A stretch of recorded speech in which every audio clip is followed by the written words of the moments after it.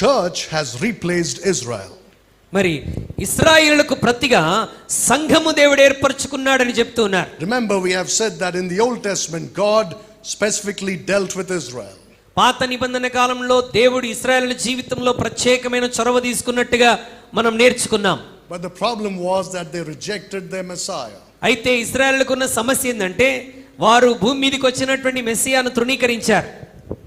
So God temporarily rejected Israel. దేవుడు తాత్కాలికంగా ఈ ఇశ్రాయేలీలను తృణీకరించాడు. Always remember, it is temporary. ఎప్పుడు గుర్తుంచుకోండి, దేవుడు ఇశ్రాయేలు ప్రజల్ని తృణీకరించాడనంటే అది తాత్కాలికంగానే దేవుడు వారిని పక్కన పెట్టాడని అర్థం. You can go back and read in Romans chapter 11. Paul says all Israel will be saved. ఇశ్రాయేలులందరూ రక్షించబడతారని పౌలు తను రాసినటువంటి రోమా పత్రిక 11వ అధ్యాయంలో తెలియజేశాడు. Because God starts dealing with Israel once again in the tribulation. దేవుడు శ్రమల కాలంలో ఇశ్రాయేలు జీవితంలో మరలా చొరవ తీసుకొని వారిని రక్షించడానికి ప్రభు పని చేస్తాడు. The tribulation is called the time of Jacob's trouble.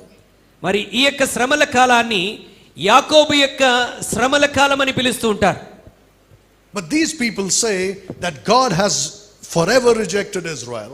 అయితే వీరేమని బోధిస్తున్నారంటే దేవుడు ఇశ్రాయేలీయులను శాశ్వతముగా తృణీకరించేశాడు అని చెప్తున్నారు. And the church has received all the promises of the Old Testament. ఇశ్రాయేలులకు పాత నిబంధనలో దేవుడిచ్చిన వాగ్దానాలన్నీ ఇప్పుడు అవి వారికి చెందినవి కావు, అవన్నీ సంఘానికి చెందినవని తప్పుడు ప్రచారం చేస్తున్నారు. Remember what God said to Abraham. దేవుడు అబ్రహాముకి ఏమని చెప్పాడు జ్ఞాపకం తెచ్చుకోనండి. Remember those promises? అబ్రహాముకి దేవుడు ఇచ్చిన వాగ్దానాలు గుర్తున్నాయా? Genesis chapter 12 verses 1 to 3. ఆదికాండం 12వ అధ్యాయం మొదటి 3 వచనాలు.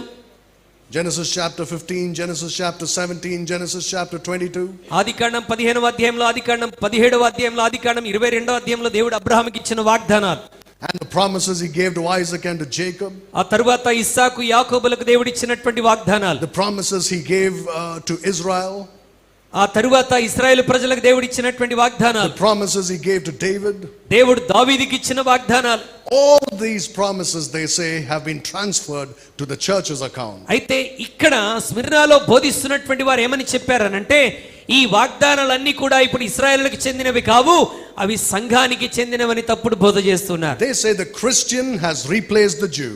మరి యూదులకు ప్రతిగా క్రైస్తవులు ఏర్పాటు చేయబడ్డారని చెప్పడం మొదలుపెట్టారు. And the church has replaced Israel. ఇశ్రాయేలుకు ప్రతిగా సంఘం ఏర్పాటు చేయబడిందని చెప్తున్నారు. And there will no more be a literal kingdom for Israel. ఇశ్రాయేలులకు మరి నిజముగా రాజ్యం అనేది మరలా ఇవ్వబడదు అని బోధిస్తున్నారు. They teach that the church is the kingdom. సంఘమే దేవుని రాజ్యం అని బోధించడం మొదలుపెట్టారు. You may have heard some people preach like this. కొంతమంది అలాగూ బోధించటం మీరు అనేక చోట్ల విని ఉంటారు. And in their preaching they will say, Lord, build your kingdom. ఆ ప్రార్థనలో వారు ఏమని ప్రార్థన చేస్తుంటే, ప్రభువా నీ రాజ్యమును కట్టండి.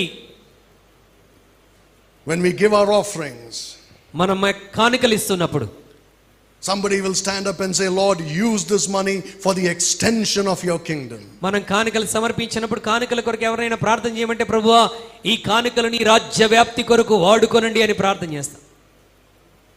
That's not true. That cannot happen. అది జరగదండి. The kingdom is established.